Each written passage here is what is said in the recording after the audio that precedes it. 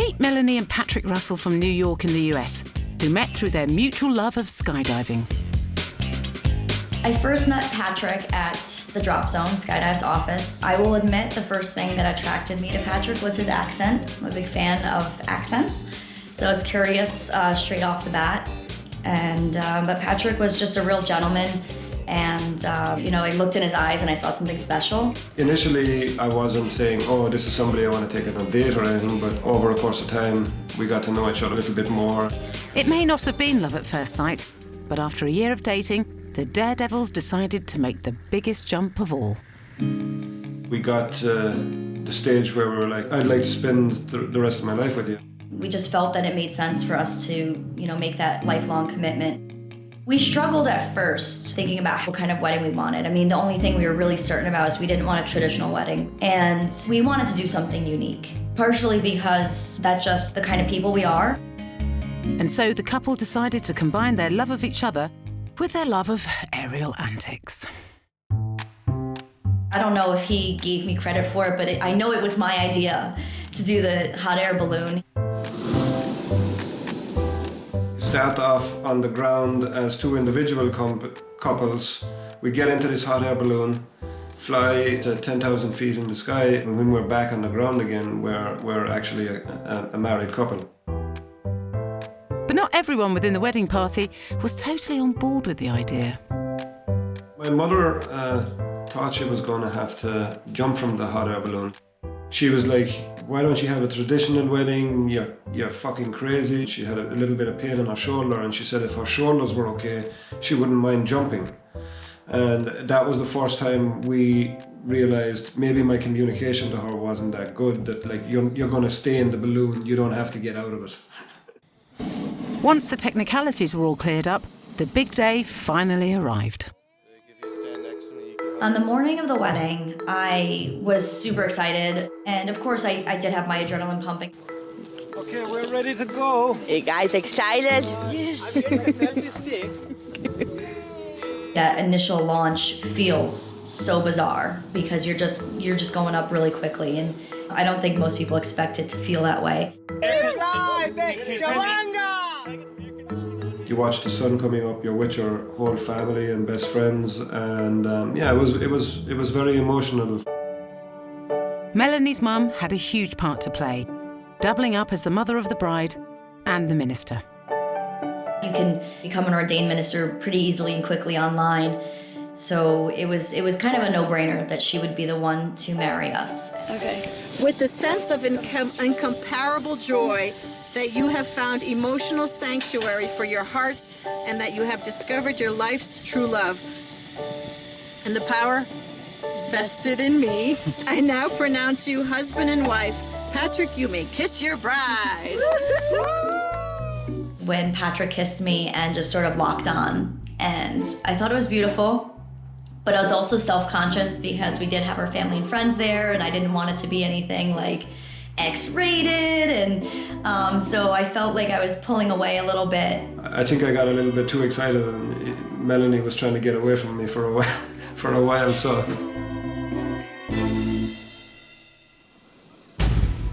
With the ceremony complete, the couple could then take the plunge as husband and wife. Ugh, who's carrying the sick bags?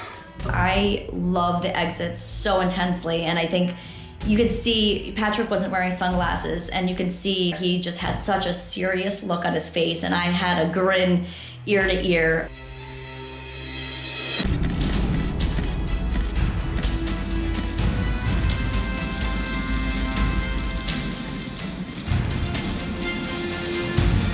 The wedding went without a hitch, until...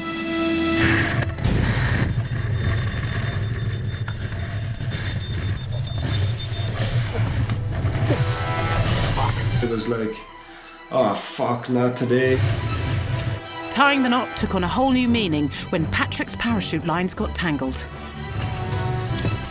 Your adrenaline is pumping so much. Your initial reaction is to just get this fixed as fast as possible. Being an experienced skydiver, Patrick was able to recover. And the couple floated safely back down to Earth. God, that was stressful. that moment when we let go of the hot air balloon and just fall into weightlessness. We'll for sure be able to look back at it for many years and enjoy that. Like, I'm gonna cry just thinking about it. I can't even talk. It was just really emotional. It was just really beautiful.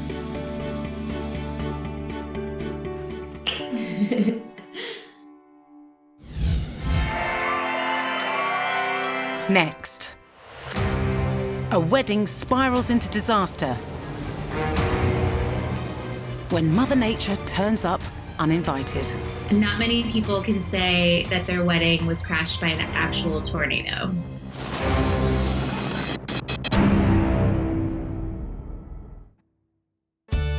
This is Kimberly and Colin McHale from Austin, Texas in the USA. I met Colin in the fall of 2017. We actually met on a phone dating app. You know, it's funny, you meet someone that way, but then it just ends up clicking perfectly. So we pretty much hit it off as fast as possible. It didn't take long for the lovebirds to fall head over heels, and within a year, they got engaged. What I wanted for the wedding day was just for it to go as perfectly as possible and for my wife to have the best day of her life. I just wanted to, really knock it out of the park and have the best night ever. At the venue, and they have several areas outside where you can have your ceremony. So we had picked a space to have our ceremony that was, under some trees, like a really beautiful, idyllic setting. It was outside, and we knew we were taking a risk. Although you can control a lot of things on your big day, the weather isn't one of them. But the couple discovered a custom that they hoped would help. So there is a tradition where you can bury a bottle of bourbon upside down a month before the wedding. And then, as the legend goes, you can dig it up at the wedding. The weather's nice. The bourbon has warded off all the rain. I just thought it was, extra insurance. So they buried the bottle, and on the morning of the wedding day, they couldn't believe their luck. When I woke up on the wedding day, I looked outside and the sun was definitely out. I remember going to my bridal breakfast with my bridesmaids and just saying, I can't believe it's sunny. The bourbon worked. This is amazing. It was kind of hot, actually. It's tradition to make a toast with the bourbon on the wedding day, so Colin headed down to the venue to dig it up. It's been supposed to rain for 5 days now, and it hasn't rained because of this bourbon. I gave a whole speech and bragged about how we warded off the rain with the bourbon, and I guess I did a little too much taunting. The couple did what's called a first look, where they see each other before the ceremony and get some pictures taken. But during the photo shoot, Colin's bragging backfired. We proceeded to do pictures with our bridesmaids and groomsmen and things like that. And then when we were in the middle of doing all that, the skies just opened and it started raining. The rain, once it started, it just kept going.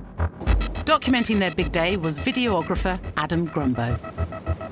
We could see the storm clouds coming over the horizon, and it was an ominous sight, to be sure. But we had no idea how sideways things were going to go. When it started raining, the bridal cottage was actually right next to where we were taking photos. So I immediately ran in there with all my bridesmaids. I was just kind of bummed out that it was raining, but I truly thought it was just kind of gonna stop. The couple waited for the rain to pass, but instead of easing off, all hell broke loose. I could hear the rain on the roof. I could hear the wind, and I knew that this was not a regular storm. There was a huge gust of wind. The tornado touched down, and we had a beautiful champagne wall that was shattering. We could hear everybody working the event shouting to try to save the wall and trying to save as much as possible. And we could just hear things being shattered and being blown around. Nobody knew what was going on. The wind felt like it was 100 miles per hour blowing through there. People are being pushed all across the patio. And people are struggling to stand up. People are running for cover. I honestly think at that point people were worried whether or not they were going to be seriously injured. You just don't know what's going to happen. Is the wedding still going to go on? All the wheels started turning and I really just started to get nervous. Later, with their wedding literally up in the air, I thought, this could be it. Everything's going to be destroyed. Kim and Colin's big day is in danger of being a total washout. I cannot believe this is happening. And especially, I cannot believe this is happening today.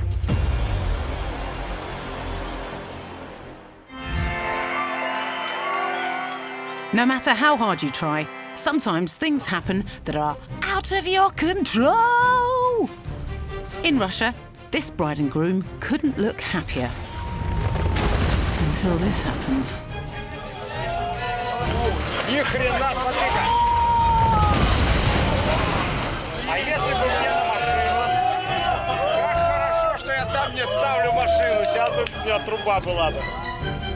Hang on, is that a for sale sign? From a crumbling building to the idyllic setting on a South African beach.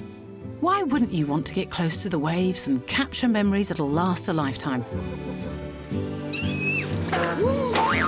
Oh, that's why. The sea can be perilously unpredictable, but luckily, the freak wave just gave this blushing bride a good soaking.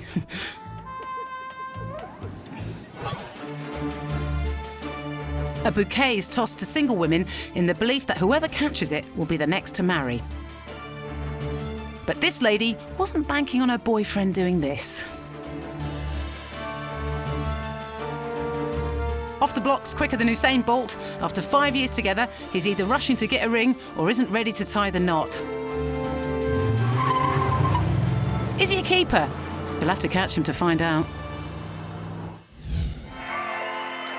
And now, one man waves goodbye to single life and says hello to epic humiliation.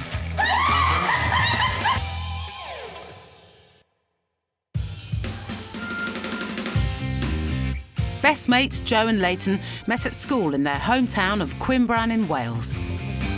From the moment we became friends, I've always said if I was to ever get married, Leighton would be the man I wanted standing beside me on the day of my wedding.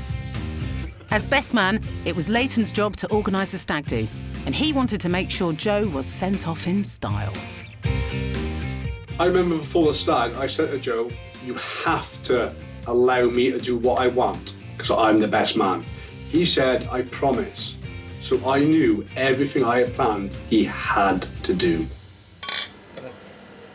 The stag started relatively sedately at the local boozer, until Leighton instructed Joe to get changed in the toilets.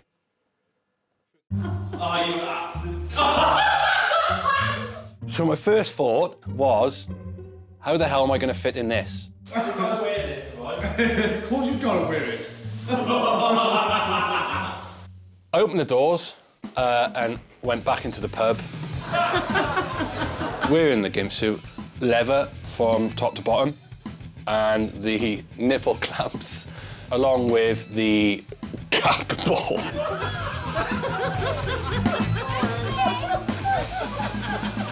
Joe sits down, he's thinking the prank's over, without knowing it's just the beginning.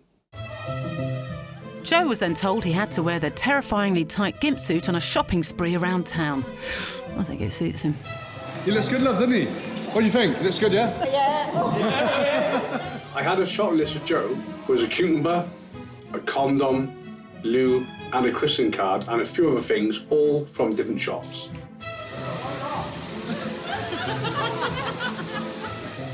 People literally were stopping and taking pictures and laughing and pointing at him. I can't take a photo, stay there! Walking around my hometown of Cwmbran in broad daylight in a gimp suit was absolutely humiliating.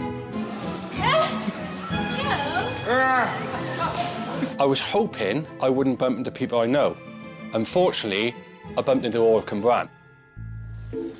Yes, it's Joe, it's Joe. It's not funny. Scary sight, isn't it? By any chance, do you know Joseph Parrish? Oh, what is the one that you? Oh my God. What do you want, Joe? Here's Joe Stagg. To make matters worse, Leighton made Joe buy all the items in small change. We wanted to prolong his payment to enhance the embarrassment. Are you having a laugh? I'm sorry. It's not my fault, all right?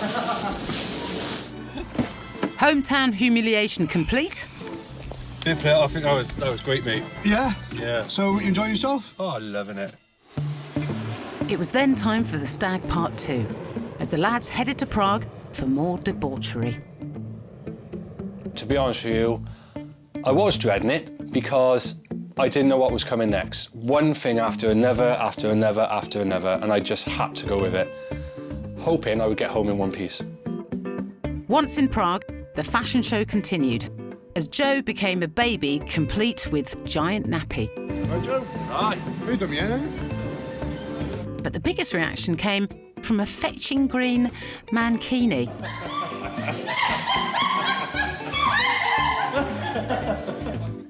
A lot of the locals' reactions, they all loved it. Look at him, he's loving it, he's loving it! There was mobile beer carts going by. One guy actually got off during a run and wanted to take some photos with me. It would have been a memorable weekend, except they were too drunk to actually remember it. What a surprise. If you ever get married, you just look out, mate, because you're going to get destroyed. You're a pussy, mate. Yeah, that's what your girlfriend said. Yeah.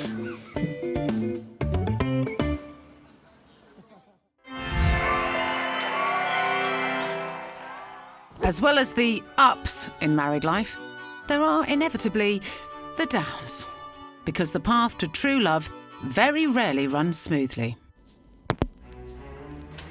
But there are some couples whose relationships have stood the test of time. We've been married 60 years. I hope we last another 60. And after decades of wedded bliss, I still like to hold her and kiss her. A big softie. I never, ever go to bed at night without giving Carolyn a kiss. And Yep. It's lovely. they know all the secrets to a successful marriage. Not sex, is it?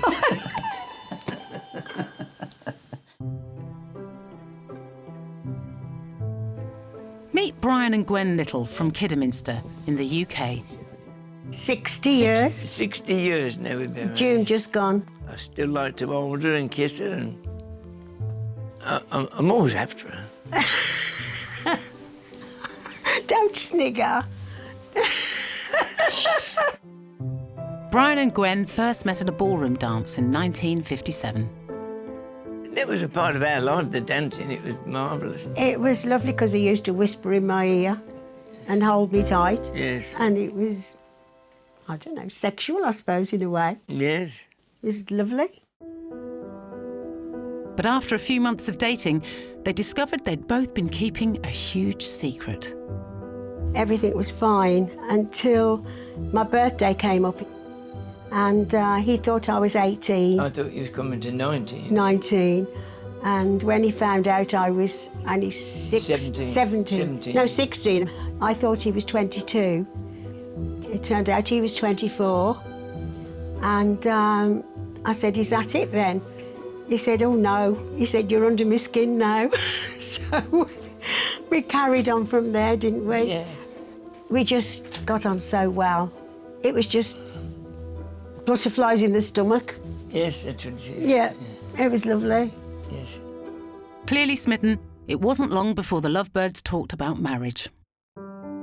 Well, within the first 3 months, when I was 17, we said we wanted to get engaged. Oh, yes, yes, I said I wanted to get engaged. But my dad would have gone mad. We used to kiss goodnight in the entry, and my dad used to come out and said, "How long are you going to?" You're going to be there all thundering night. Yeah, that was his favourite. He never swore you on it. Yeah, so I said, "Oh, I'd better go now." Despite the disapproval, the couple wed 2 years later. Well, I said straight away, I didn't want to say I obey. I was quite assertive back then, as I am now. So we didn't put that in the vows, did we? No. We put cherish, I think. Love, honour and cherish. Yeah. Because I said, I'm not going to obey you. Their honeymoon was a fortnight in the Isle of Wight. It was about 10:30, 11 o'clock at night, wasn't it, by the time we got there? We were so tired, we just fell into bed. It'd been a long day. Yeah. Made up. We made up for it. And he had the other 13 days to make up for it. After 60 years of wedded bliss, they've cracked the code when it comes to having a successful marriage. Trust. Love each other. Tell each other you love them. And look after each other. Be kind to each other. Oh, yes. You know, think of the other person a lot. I think he's just marvellous. He's got a fantastic personality. Everybody he meets thinks he's great. She's good, beautiful. She's a damn good cook. Marvellous company. And good in bed. Don't say that.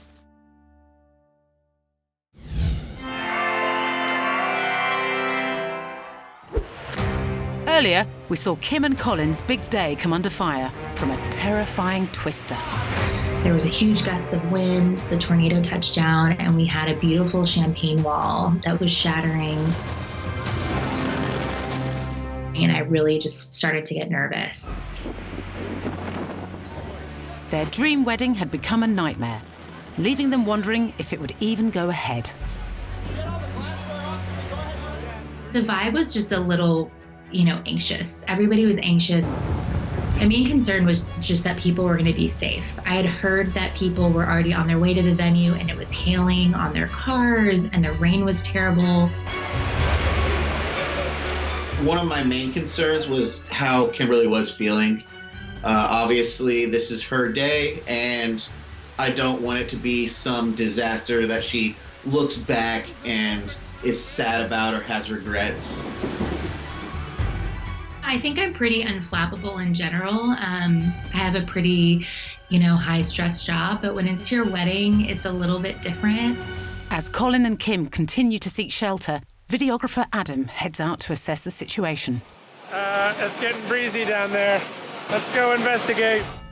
I went to go step outside, and that's exactly when this massive wall of water just hit everybody in the face. You were drenched within 1 second. It was pandemonium. Flash flood warning at Beacon Springs Ranch. This is the main road. There's about 6-7 inches of water. Not good. The amount of rain that fell was something we hadn't experienced ever out there. It was frightening. The rain-wrapped tornado dropped such a massive amount of water, it created a flash flood. Behind the venue, there's a very small creek. And there was so much water and flooding that the creek had completely overflown, and the yard of the venue was basically a lake. All right, well, we're mid-shin deep. Mid-shin deep. There was an unbelievable amount of lightning. And you have a river running right through the middle of what is normally a beautiful green lawn. Everything was flooded. The ceremony site was flooded. Flowers were floating down the stream. I think we're moving everything inside if I were to take a wild guess.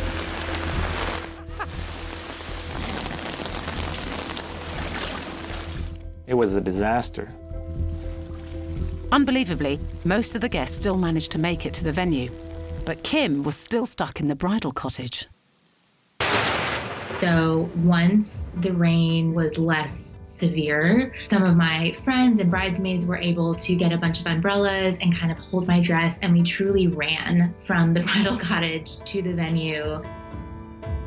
All of our guests were in there, and I immediately saw that everyone looked happy, everyone had a drink in their hand. So despite the weather that was happening outside, I just immediately felt a huge relief. We were just kind of playing it by ear at that point because we didn't know what we were going to do next, how the event was even going to play out. And so we started having dinner without really knowing what was going to happen. The worst of the storm passed, but with the outside area completely flooded, Colin and Kim had no choice but to conduct the ceremony on the dance floor. We're like, this is it. This is where we're doing it. Let's do this. The most important thing was that Colin and I were getting married. He's the love of my life, and we were just so happy to be starting our lives together. I'm standing up here in front of all the people in the world who mean the most to me, but standing next to you is the best part. I'm gonna try not to cry.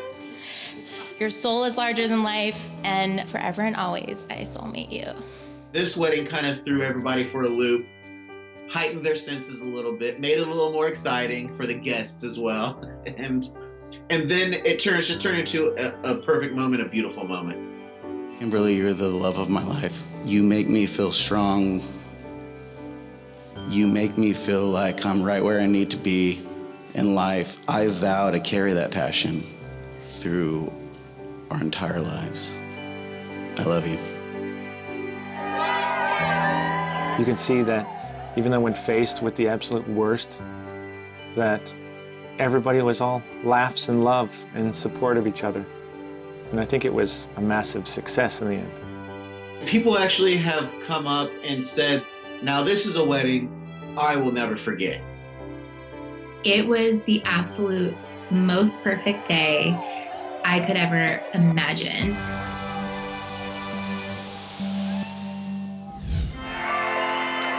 Even though they're your best mates or even family, a bridesmaid can be more of a hindrance than a help.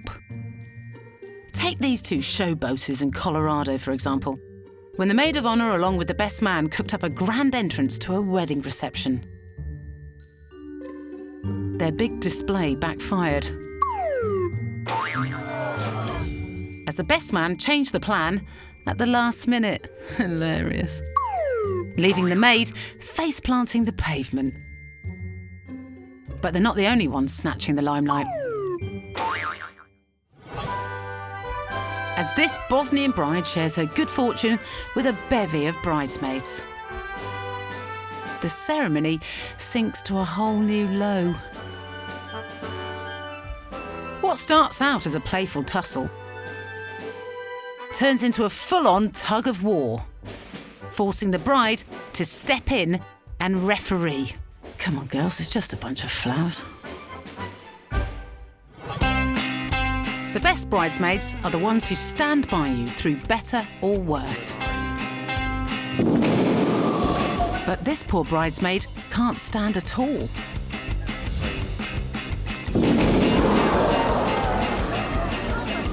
After a precautionary visit to the hospital, the bridesmaid thankfully made a swift recovery.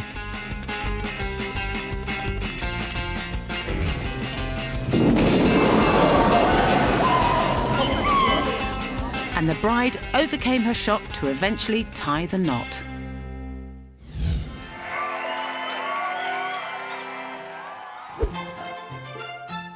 If there's one thing a bride needs on her big day, it's a trusty bridesmaid. And Tiffany's got your back. Oh my God! Brides hire her to avoid any nuptial nightmares. One of the bridesmaids got nail varnish on her dress. But there's a twist. I can't have the other bridesmaids knowing that I'm undercover. The story is, she's a long-lost friend. I have apparently known the bride since we were on gap year together. But the truth is, they barely know each other. This is actually all complete rubbish. I met the bride 6 weeks ago. She's the undercover bridesmaid. I've just got to pull it off.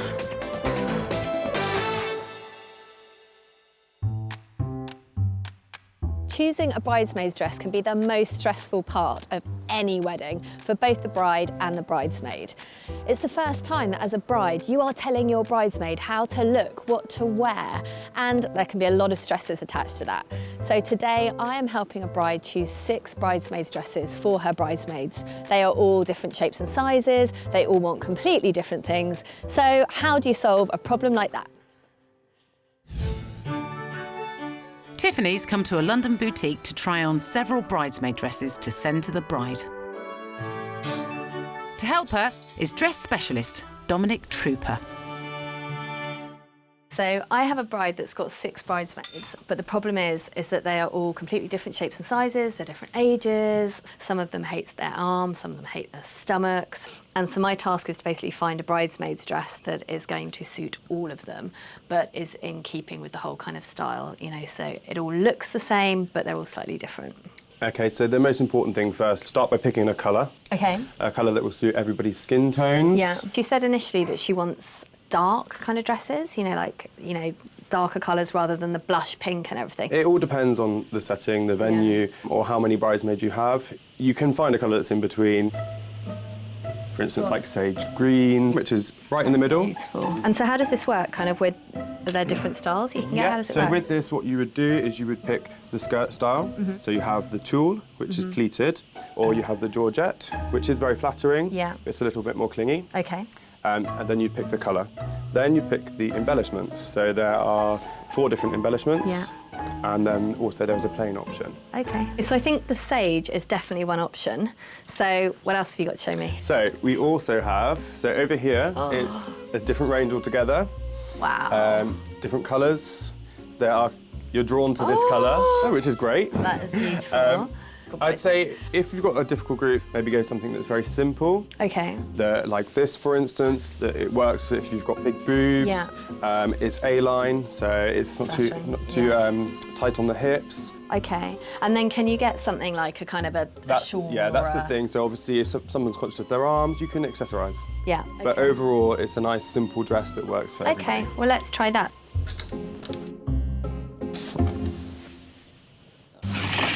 Ta-da! First So one. as you can see, it's very simple. Yeah. I'm just worried that it's a bit too plain. Okay. In which case, we need to go for embellishment that comes in all different tops. Yeah. So that there's one for everybody. Okay, let's try one of those. So do you think we should just take a photo of this one to send to her? Definitely. Anyway, Always take as many photos as you can. Tiffany will get a photo of each style to send to the bride to show her all the different options. Okay, so dress number 2. So the sage green really suits you. Thank you. But then I am concerned about the bridesmaids that don't like their arms. So that's where the other options come in. Okay. So I'll grab you a long-sleeved one. Perfect. Here we go. Let's try that one on. In terms of nightmare bridesmaids that I've come across, I have seen a lot of temper tantrums. You've got the bridesmaid who thinks it's their wedding and it's all about them and they kind of almost completely forget about the bride. I've had bridesmaids that have turned up very, very hungover on the wedding day. So bridesmaids in all can be absolute nightmares. And so hopefully when I'm working at a wedding, I make sure that those nightmares don't happen. Okay, so here's the long Beautiful. How do you feel? Yeah, I think this works really well. This is going to, for a lot of the bridesmaids, I think it covers up chests, it covers up arms, it kind of falls quite nicely. Yeah, it's very flattering on you. Yeah, I think this will work for a lot of the bridesmaids. Yeah. Tiffany sends all the options to the bride and then anxiously awaits a response. Okay, so I'll just check and see if she's messaged me. She has messaged. It's a long one. Yeah, okay. So the top style is her favourite, the white one with the sleeves, but the colour's wrong, which we said. She likes the green. So, well, look, that's good. She hasn't said no. With a little bit of expert persuasion, Tiffany's hoping one of these 3 dresses will be a hit. Oh, God, so am I, Tiff. I think one of the biggest wins that we've had with the dresses is the fact that we've taken her away from the really dark bridesmaids dresses and hopefully I'm going to push her towards one of the lighter dresses. Obviously I really think that the sage green colour is the best, so I think what I'm going to do, I'm just going to bombard her with loads of photos of all the different options and hope that she chooses that one. So all in all, a good day, I think.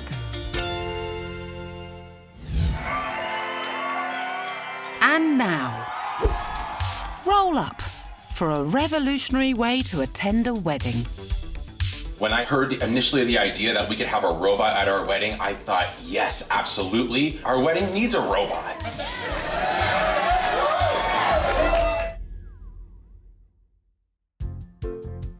Meet Anna and Ian Salmon from Colorado in the USA. When I thought about my wedding growing up, I always thought it would be a big family affair. We would be surrounded by our family and friends and the people that we loved. I've always admired the relationship that Anna has with her family, especially her sister Elizabeth. I've always envisioned Elizabeth being by my side on the day of my wedding, and I knew she had to be my maid of honor from day one. I was really excited to be her maid of honor, and it wasn't even a question. Obviously, I was going to be there. There was nothing that would keep me from being at her wedding. The wedding was taking place 3,000 kilometres from Elizabeth's home, but it turned out that distance wasn't the only complication. I get a very kind of timid phone call from my sister, and she's like, "Hey, how are you? So I have some news." And she told me that she was pregnant. I did the math and figured out that I was going to have the baby right around the time of Anna's wedding. So it was just pure happiness and excitement and absolute horror and dread that I was maybe going to miss my sister's wedding. All of these ideas start going through both of our heads, like, okay, how can we do this? Distraught at the thought of Elizabeth missing their big day, Anna and Ian stumbled upon a pioneering solution. We were out to lunch with a couple of friends of ours, and they mentioned that they had seen a TV show where a character uses a device that's like a screen attached to a Segway. I immediately texted a picture of it to my sister and said, "What do you think?" I wasn't sure if it was a joke or not, and it was exciting, but I honestly didn't think that we were going to be able to pull it off. But a seed had been planted, and they set about putting the wheels in motion. I could control it virtually using my laptop, so I could wheel the robot around, so make it turn and make it go forward, which actually sounds really easy, but it was really hard to do. So, when the big day arrived, Elizabeth was praying for no technological hiccups. All of a sudden, they turned the robot on and said, "Okay, you're going down the aisle, here you go." When the doors opened and the robot began slowly, ever so slowly, rolling down the aisle, I immediately started laughing. I kept banging into chairs and not really making it straight down the aisle. For the guests, I think it was probably a kind of really fun surprise for them to see this robot coming down the aisle. You could hear lots of chuckles. I think everyone really got a kick out of it.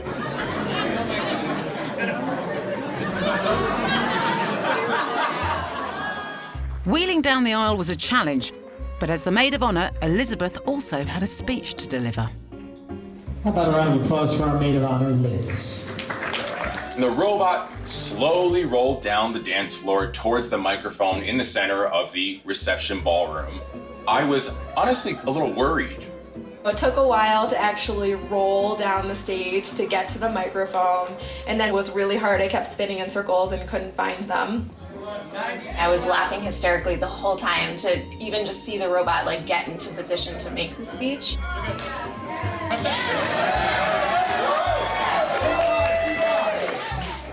And there's a kickstand that you can lower down to stabilize yourself if you're going to be staying in one place. I forgot to put the kickstand down, and I think I was wavering back and forth, and I could hear people just yelling at me, "Kickstand down, kickstand down." Oh, kickstand down. Mark it. Yeah, there you go. All right. Okay, can people hear me? Yeah. All right, so Anna and I, haven't always gotten along. As soon as the speech started, you just completely forgot that you were watching a robot. It was like she was really there. And to be fair, some of my earliest memories of Anna are of Ben and I playing. Elizabeth the robot was in the room with us, but in reality, the real Elizabeth was, a 3.5-hour plane ride away from where everything was happening. Nobody but else in the whole world except for my sister would have been a robot for me to be there on the day of my wedding. It may have been a crazy concept, but they pulled it off, and the sisters were side by side on the most important day of Anna's life. I think having a robot wedding was definitely an outrageous thing to do, but we were going to make it work. Yeah, no matter what.